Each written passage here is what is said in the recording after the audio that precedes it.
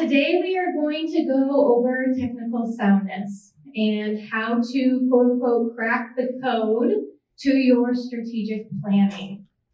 And again, my name is Alicia Sternberg-Mahan. So I'm going to start off by framing this presentation right where Dr. Seabrooks-Blackmore left off in terms of the continuous program improvement model. So before we get into the weeds, before we get into all the technical components, it's sometimes easier for us to step back and look and remember, like, why is this important before we take a deep dive in? And so just a reminder that back in maybe May or June or July, we sit down as a team and we kind of take a pulse check and we say, okay, what's working? What's not working? We go over those fundamental questions that were shared in terms of what are we doing now? What can we improve upon? And then July, we gather as a team and we sit down and we make a yearly plan. We make that strategic plan and we say, all right, these are the priority areas that we want to focus on. These are the benchmarks that we want to look at. These are the things we want to measure and look forward to evaluating come next May. And this is the breakdown of everything that we're going to do to carry out that plan. And so that was the strategic plan that was created back in July. Now, you get into executing your yearly plan. So that's where you're at right now. You're in the middle of the academic year. You're executing that plan. You're maybe starting to gather some data. You're also redoing that pulse check and saying, like, okay, how's it going? What do we need to look at? Where do we need to go? Do we need to revise? Do we need to take a sharp turn and go somewhere else? What are we doing? And again, where are we going? And then we start using our data to start gather some measurements and start evaluating those outcomes, just so that we can do it all again and identify what works, identify what's not working, so that in May, we can do the circle all over. And why is this so important? It's so important because we want to reach these ultimate outcomes that the center has put forth for us. And so I like to put this up to remind us the why and put that in our frame so that FPCTP students will increase their skill attainment in academic, employment, and occupational skills of their selected program of study. That FPCTP students will earn a meaningful credential or industry certification relevant to their career goals and program study. And so that FPCTP students who successfully complete the program will obtain employment aligned with their area of career preparation. So we do this circle cyclically, right? Over and over again so that we continuously move the needle in our program, move the needle across the state, and eventually across the country to meet these goals. So where are we at? This is where we're at. We're executing our yearly plan. We're in the middle of it. And we're starting to look at how are we doing? What are we doing? Where are we going? So the purpose of this presentation, now that I've set the stage of our why, is to increase your knowledge on the components of technical soundness. It's also to increase the development of technically sound strategic plans, not only for this year, but for years to come. And finally, it's to increase your likelihood of your team achieving your program improvement goals. So today's agenda, these are the things that we're going to go through. We're going to review technical soundness. What is it? Why is it important? We're going to go over the importance of technically sound plans. And then here's where the fun begins in my brain. We're going to do an overview of what you all are doing. What are you as current FPCTP programs? What are your plans? What are the areas in which you've improved upon over the course of the last 3 years that we've been focused on technical soundness? What are your strengths? And what areas do we need to continue to improve upon as we look at strategic planning? We'll do a breakdown of the components of technical soundness. This is where I would encourage you to interrupt me as we go. I'll get flagged for time, so I know when we go over. To ask questions in the middle. I have a lot of components of like what you all are doing well. So I pulled examples from your current strategic plans this year in areas in which you can improve. Don't call yourselves out. Don't say, oh, that was my excellent goal, or oh, that was our goal that we need to improve upon. So, and then provide you tips and tricks along the way. So what is technical soundness? Technical soundness is a tool that the center uses to evaluate and improve your strategic planning process. And this all is for the goal to help you reach your program goals at the end of the year. So this is the document that you will see on the online strategic planning tool. It is an Excel document that you can download, and that's what it looks like.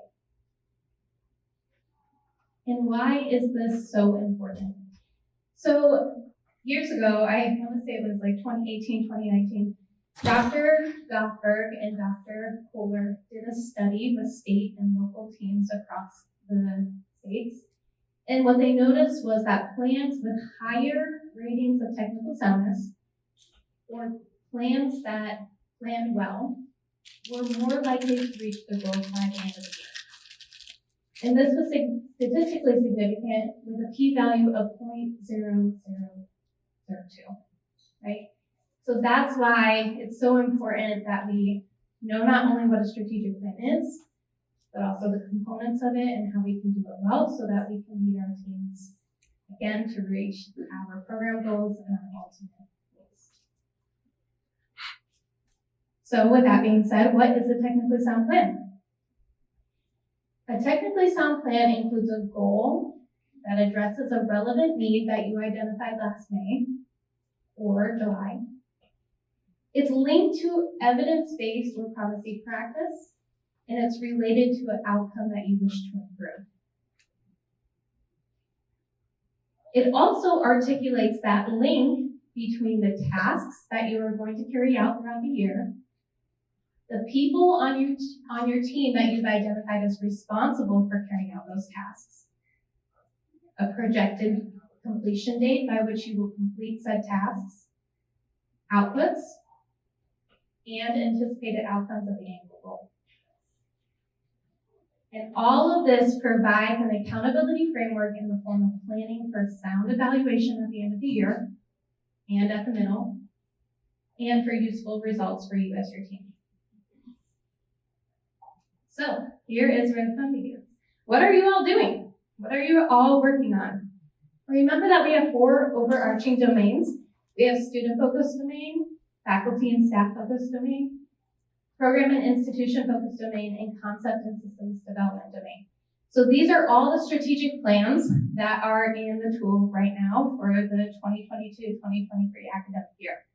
9 plans are focused on student-focused. 7 are focused on faculty and staff. 30 are focused on program and institution.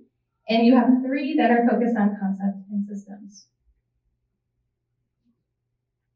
All right, and here are the plans throughout the year. I'll read this as it might be a little small for individuals in the back. So we had a total of 23 teams last year planning, and we created a total of 49 goals. Now that number is not significant to me, but the numbers to the far right are. So when you keep going, the percentage of completed plans was 92% of those 45, which is amazing because in past years we had 66% completed plans or 87%. So we keep climbing up.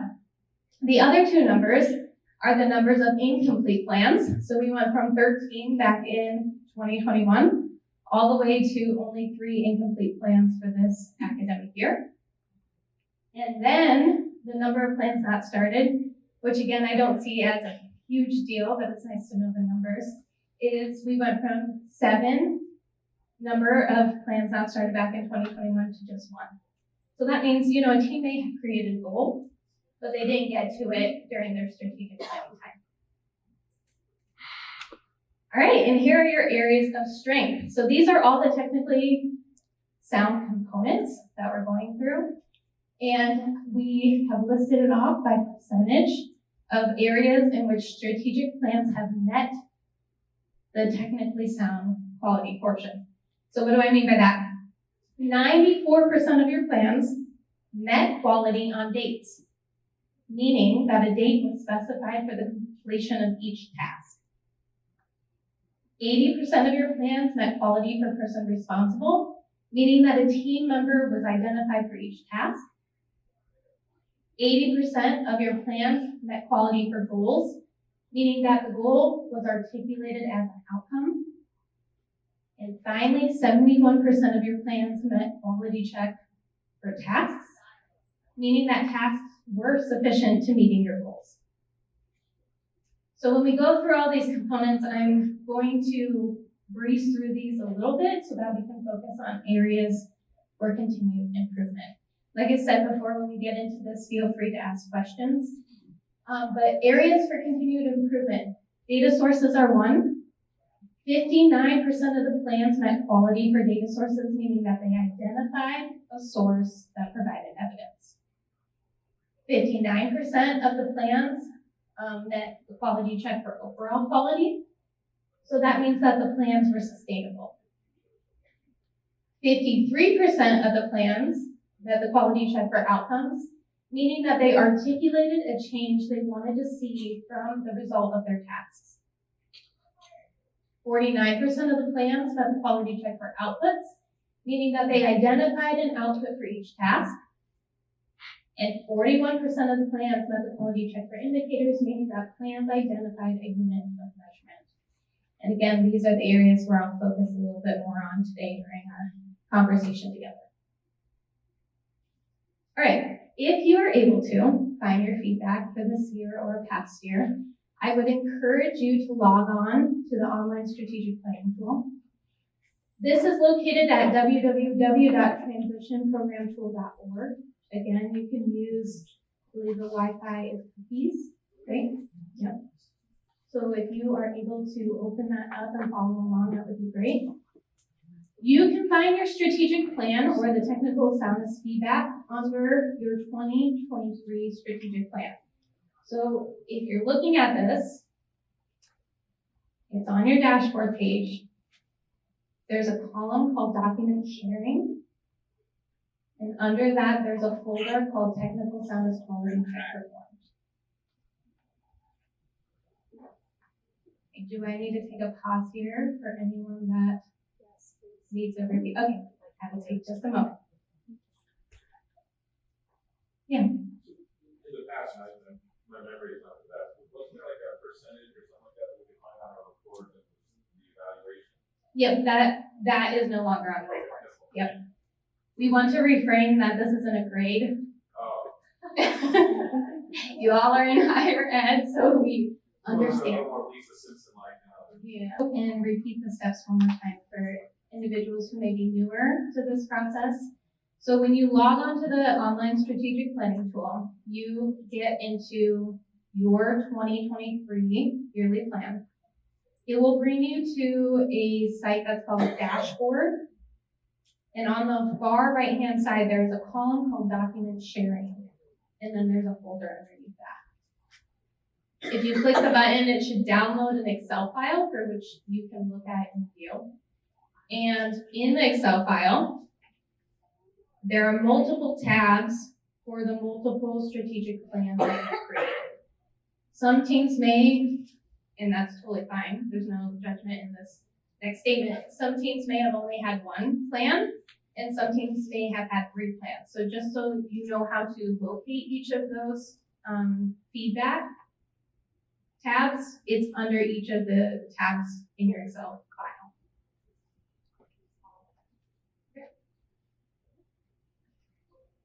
As we go through the technical soundness components today, please only look at one plan, all right? Sometimes this information can be a lot, so look at one plan, review what the quality check is, ask questions while we're here together, and definitely then take that information and apply it to your additional strategic plans that you've created. Okay, again, this is what the document looks like. It's an Excel spreadsheet. In columns A through E, this is the information that you populated into the online strategic tool. And so what's amazing about that is it automatically goes into this column. Then someone from the center can look at it and review what you all put in, can perform a quality check in columns F through H. These are the quality check statements. And then identify in I if the component met the quality check. J, if it partially met the quality check, or in K, no, it did not meet the quality check. From there, feedback can be given in columns L through N on how to improve that quality.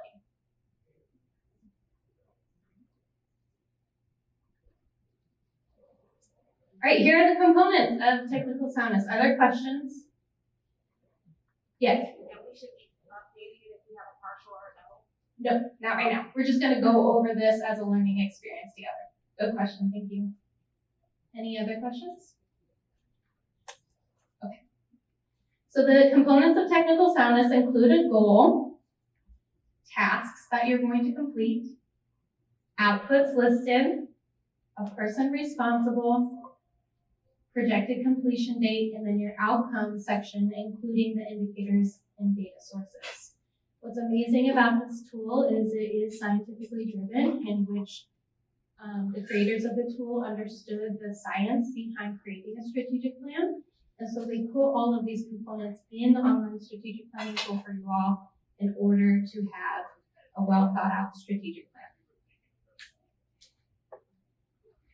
All right, let's go through step by step.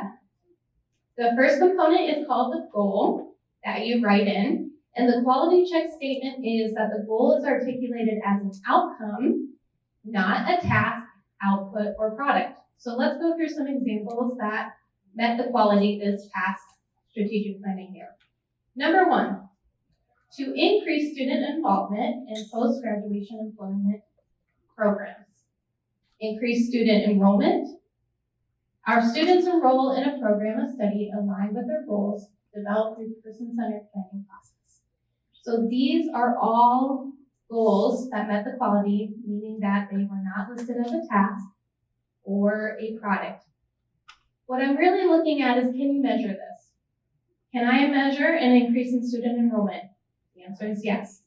Can I measure that students enroll in a program of study aligned with their goals? Yes. Goals that did not meet quality are on the far right-hand side. And again, I'll read these for those in the back. The development of an on-campus residential experience program. Can you measure that? The answer is no, because that's something that you're doing. To develop an online application system. Is that something you can measure? You could argue it's either there or not. But really, that's an action item. That's something that you're doing. And finally, develop more relevant micro-credentials that are offered in the program. Again, that's a task. That's an action item. That's something that you're doing. If you're looking to revise this in future years, my question would be why? Why are you developing an online application system? Is it to increase accessibility? Is it to be more efficient? That gets to your outcomes. That gets to your measurement. That gets to something that you can evaluate. All of these, what they have in common is that they're articulated as a task, or as I mentioned before, something that you're doing. Common mistakes that I see in this area is that tasks and outputs and or products are written here, not a measurable outcome. Tips: write a draft at the beginning of your strategic planning session. Then think about that task list. What are you doing? How are you going to get there? Where are you going? What are all the components and parts? Then go back and revise your goal and say, oh, do we need to rethink about our goal? Does our goal match our task list or vice versa? Task list. So this is the second component of technical soundness. And the quality check statement is tasks listed are sufficient to accomplish a goal. So they go hand in hand together, right? So here is an example of a program or a plan this year that met the quality for a task list, and I'll read it off to you.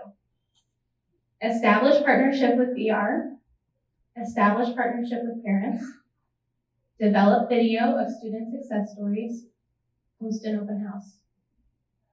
Their goal was to increase student enrollment. So they thought of everything from A to Z of what they were going to do to market, to establish relationships, to get to that overall goal of increasing student enrollment.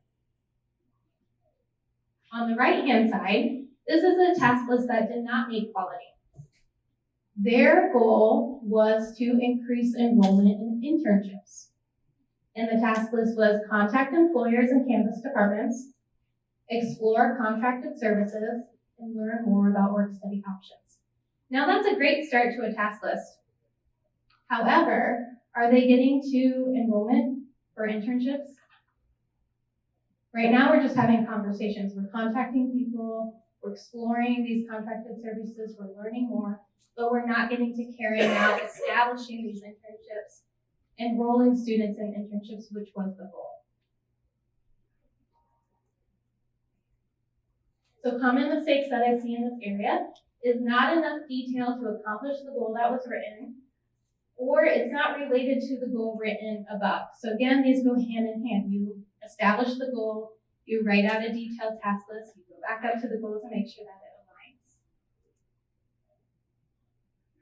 aligns. Tips: ask yourselves, what is your team's goal? What are all the tasks you need to complete to reach that goal? And an additional tip is maybe you want to add numbers to that task list so that you can order them and see what your team needs to do. Now I'm going to take a pause right here. Are there questions about the goals or task list components at this time? Yeah. Could you go back a slide or two to the ones there we go. Mm-hmm. So on that first one, I think what might be helpful to some folks, and when I'm working with a new team, we try to just hold on. This. I think it might be helpful if we went back to this, and when I'm working with new teams, looking at that number one, contact employers and campus departments, maybe for us to have a conversation about how could we make that so it's technically simple. I mean, I know the direction they want to go. They want to start those relationships. So would it be helpful if we talked about how we could remediate that particular one? I think that would be helpful to particularly folks that are new to this. Yeah, so that's a great question. So this is a great start to a task list. Sometimes it just needs to be a little bit more detailed, and sometimes it just needs to make sure that you're getting to the goal. So right now, I wrote up in the right-hand column, this is a great start, but the goal you wrote was to increase enrollment in your internships. So add tasks to get from starting conversations all the way to enrollment. So right now we're contacting employers, right? We're exploring those contracted services. We're learning more about work study options. The goal was to enroll, so in internships. So thinking about how are you getting there and adding more tasks. So what would be a task that would be good? I mean, for like number 4, how would? So after you learn, how are you going to establish those internships? That would be our next task, potentially, is now that we've learned about work study options. So, because I know with teams and they've done this, right? Mm-hmm. So I can see that 1, 2, and 3 are things I would think too. Right. What you're just saying is there needs to be a 4, 5, 6 that gets you to the point that Enrollment. you have a process established. Yes. So at the end of that list, after I've met with everybody, we had an agreed upon process for internship. Yep. Internships. Yep. That's what you're saying. Yep. You don't mind these. Yes, these are not. Yes. Okay. Yes. Okay. Sorry, let me clear that one more time. These are not bad tasks, right? These are great. This is a great start to a task list, but it can't stop at 3. Okay, okay. We need additional tasks. Thank you, Janice. And that's kind of what, a lot of teams want to know, okay, then what? And that's the challenge that our facilitators, when they're trying to help them move to having sufficient number of tasks, it is, what's the answer?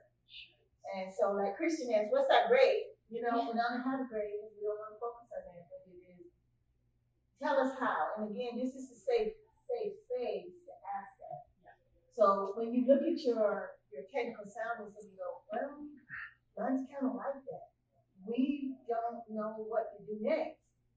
This is a good time to ask it. And again, with facilitators, they're listening and they're thinking, okay, I want to be able to help you move so you can attain your goal too.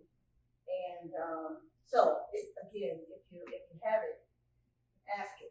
And they know because they're dealing with your teams and struggle with saying the right thing for theirs. How do we get teams to attain their goals? The next part, I do want to focus on this part. Okay, so this is a major point in which I meet with teams and they're like, we just don't understand the output section. And that's totally understandable. The biggest tip that I will give you is that your task list are your action items. Think of it as verbs, things that you're doing. Your output list are your nouns. It's the things, the products, the outputs that are a result of completing the task. I'm going to go through multiple examples here together. Please ask questions. Please pull up examples from your strategic plans from this year. The quality statement for the output section is this. It needs to be a tangible output or product that is identified for each task. Tangible. This can also be digital, right? We're in a digital age. So here is a great example of a team that had an excellent, well thought out task list and paired it with a well thought out output list. I'm going to read them one by one so we can go through it together. On the task list, it says that they first would like to collaborate with CTE instructor. They would like to design study materials for the course, create student accounts for course to earn industry recognized certificates, and provide students an opportunity to meet with an expert online or after school. And there were additional tasks on top of that section, and they add more tasks, but they don't realize that there are additional tasks that they're adding. So here's an excellent example of that. Identify the self-determination tool. The output that the team wrote was review self-determination tool. That's another action item that you're doing. You can add that as an additional task if that's helpful for you. Instead, I would advise, if you're going to identify self-determination tool, your output is the self-determination tool identified. Administer self-determination assessment. The team wrote analyzing effective curriculum. Again, another task that could be like looped in, like 2.1 task, analyze the effective curriculum, or maybe 1.2. Administer the self-determination assessment. Your output then would be the assessments, right, that you gathered. Review data to determine student strengths and needs. The team wrote create survey for faculty to get input. Again, an excellent task idea. And if you're reviewing data, what you probably will have is a list of strengths and needs of your students. And finally, sometimes teams will not write an output section. So just being mindful that this will get a partially or no, it did not meet, as there's not a 1-to-1 ratio. This has been a comment of feedback that we've heard in the past, so we do want to let you know that we're hearing you all. But as a reminder, if you have 7 tasks, you should have 7 outputs. It should be a 1-to-1 ratio for each. Common mistakes is that the team has not identified an output, listed additional tasks, or that the outputs don't align altogether. Tips is a question. Ask your team, what is the tangible product that you will have to show for completing your task? How do you prove it, right? An additional tip, trick is if you've numbered your tasks, it might be helpful to number your outputs so that you can see the alignment across the two. Questions about outputs? How are we doing that? Oh, great. I'm going to speed through these next two because we had 90% quality, net quality for these next two.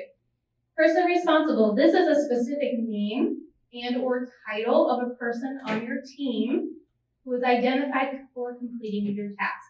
So again, this is a team member, not someone that you're collaborating with, or let's say someone needs to administer the assessments. It's not the person administering assessments, it's the person who's project managing, right?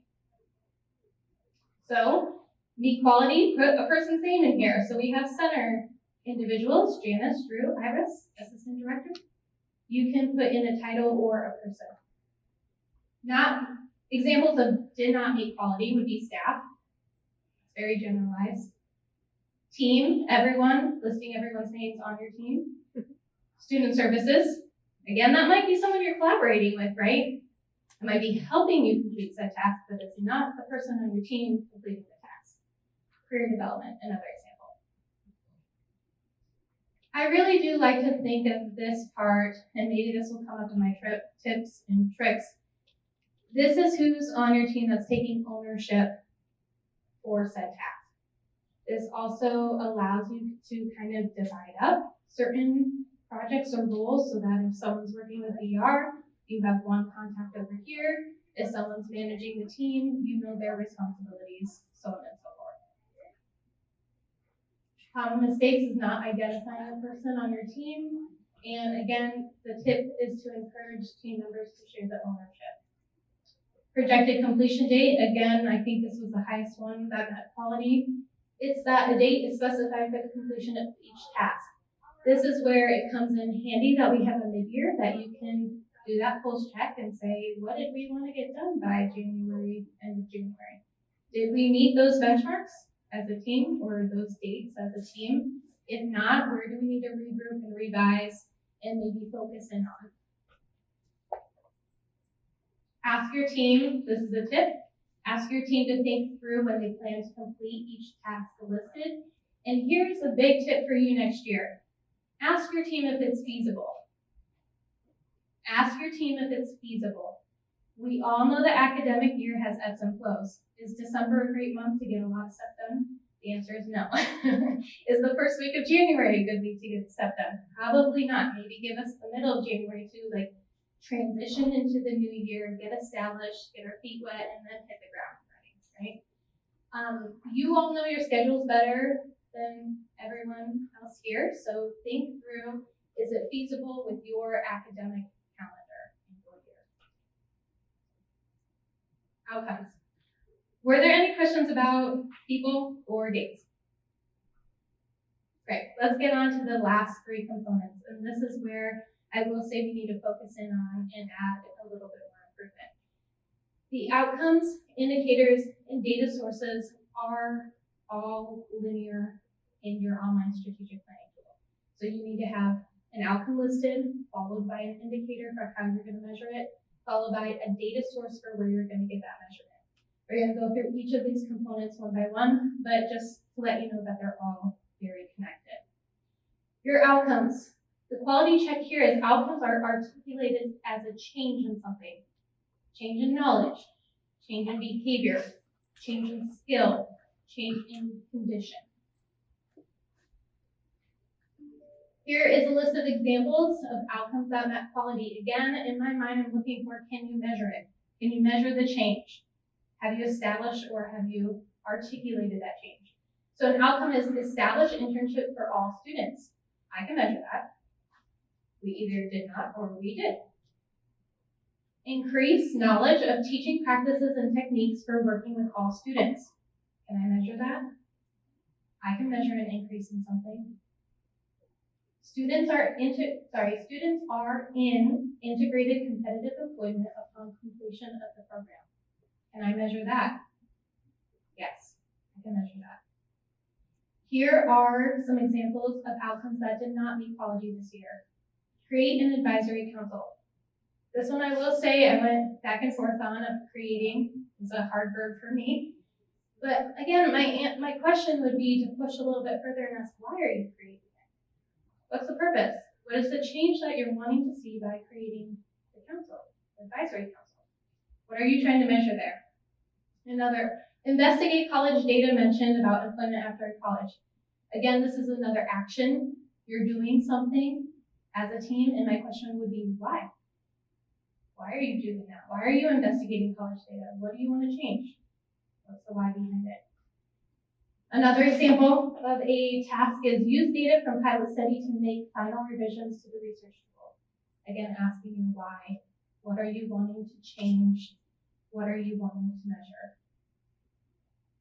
The big question that you can take a picture of, note, what is the change in knowledge, behavior, or condition that you wish to see from completing all the tasks on your to-do list? That's your why.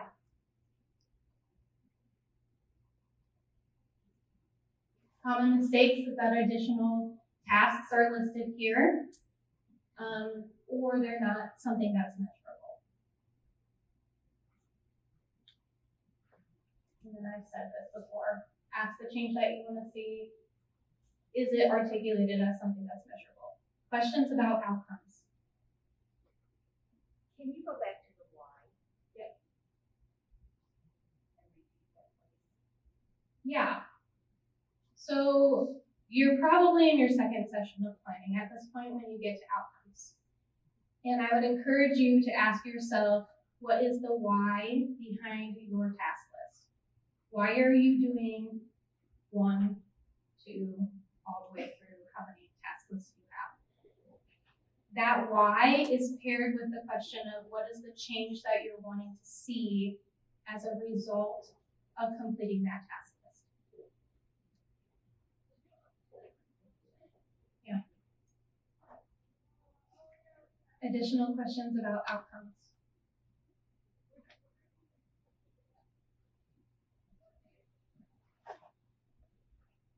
In the online strategic planning tool, I'm gonna pop over here for a second. This is what you see.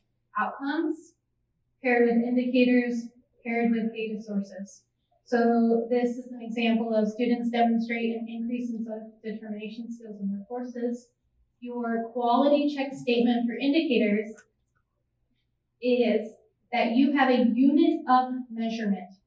Again, this is why I'm asking, how can we measure it? It's a unit of measurement that is identified for how you are going to progress towards the goal or the outcome. Unit of measurement. Let's go over some examples of that met quality this year. A team wrote, students determine how parents and family members are engaged in their post-secondary education experience. The team wrote that how they're going to measure it. This is an example of one that met quality. 100% of their students are going to invite stakeholders, whether it's parents, family members, VR, faculty, etc., to their meetings and updates. So they're going to increase, they're going to measure it by the percentage of students. Another example of an outcome that met quality. Students demonstrate employability skills. We're going to measure that by the percentage of students with increased employability skills. Outcomes. Here's another option that people don't think about. Your outcome is to establish an FPCTP. That's a great outcome for a first year team, right? Your indicator can be yes or no. Yes, you met it, or no, you did not. It doesn't need to be necessarily a percentage or a number. It can be either yes, we have an established program, or no, we do not. Yes, we have an approved SCSUA program application. No, we do not have an approved SCSUA program application. Outcomes that did not meet quality. Here are some great examples of what I see across strategic plans. The outcome on the left is a great example of an outcome. Student reported assessment of self-determination follows a trend of improvement. Great. The indicator is or was articulated as students progress as documented. That is not though a unit of measurement. So thinking about what are you following a trend of improvement on? Is it a percentage of students? Is it a number of students? These next two examples are great examples of which teams are identifying a unit of measurement. However, they are not aligned. So look at this example. Students determine how parents and family members are engaged. Who are they measuring? The students. What they put in the indicator section, though, is number of parents completing handbook overview. So really think through, like, who are you measuring in the outcome section? Who are you measuring in the indicator section? And they should align. So if I'm measuring students in the outcome, I should be measuring students in the indicator. Another example is the third one down. Increased faculty ability to evaluate learning outcomes of audited students. The indicator was written, percentage of students have a signed contract with each of their courses faculty. Who are you measuring? You mentioned that you were increasing faculty ability, however, you were measuring the percentage of students. It doesn't matter to me whether you're measuring students or measuring faculty. What matters is that it's aligned so that at the end of the year in May, you can say, we met our outcome, here's how we measured it, and here's where we got the information, and here's why. Question on indicators. This was the lowest component this year. I think less than 50% of the plans met quality for this component. So if there are any questions, let me know.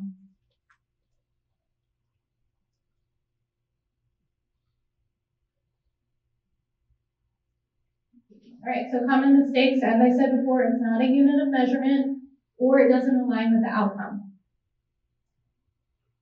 Tips, you can ask this question, what is the unit, percentage, number, yes or no? That will help you as your team measure the change that you want to see. How will you know that something improved? How will you know that something had an increase?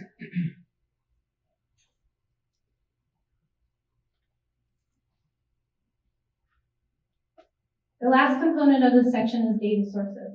So the quality check statement is that sources identified provide evidence of progress toward that outcome. So let's review. You have an outcome that's measurable. You identify an indicator for which you're going to measure that outcome. Your data source is where you're going to get that indicator. Where are you going to get that information? Do you have access to that information? Here are some examples of data sources that met quality, and I want you to look at the pairing across. So the indicator was yes or no, a staff was hired. The data source that met quality was that the staff is on the table, right? Indicator, number of students participating in the organization. Your data source is attendance records from the events that they're attending. Indicator, number of attendees at the FPCTP PD event. Your data source, the PD participant list. Examples that did not meet quality this year. The indicator was to enroll at least 10 students. The data source was number of enrollees. Again, that's an excellent additional. You could have also used that as an indicator. Where I would say is probably where you're getting that number of students is the registrar or your enrollment data. Again, number of students enrolled, data source was course attendance. Percentage of students earning a mini credential, teacher evaluation. So where are you getting that percentage of students earning a mini credential? Where are you getting the number of students involved? Where are you getting the number of faculty that you increased knowledge with from the PD?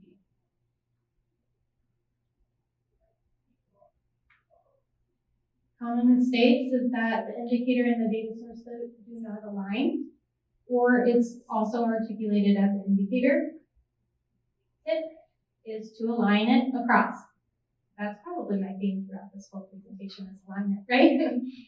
And this happens all the time, right? We're in a planning session, we're throwing ideas back and forth. We start off in trip A, we're like, this is where we're going this year, and then all of a sudden we go on to trip B and we're like, how did we get here? But we don't revisit our plans to update that thought process. And again, it's supposed to be a tool, a plan, something that you use throughout the year to really meet your outcomes, right? All right, the last component, and I will say this across the board, I'm not gonna say the word importance, but it has the most like, yes, I understand why this is important. With every single team that I've met with individually one-on-one. The overall quality question is there enough detail in your plan for someone outside the team to implement it? And we know that we have a lot of turnover. We have more people as our teams and programs grow. We add more people to the team. People change positions, people retire. Things change all the time throughout the academic year. What this question really gets to is sustainability. Can someone pick up your plan? Can you hand it over and someone can implement it? Can you pass the baton on to someone else and they can move forward and improve outcomes in the lives of students with unique abilities, right? So that is the overall question, the overall quality statement of the plan. Okay, are there any questions?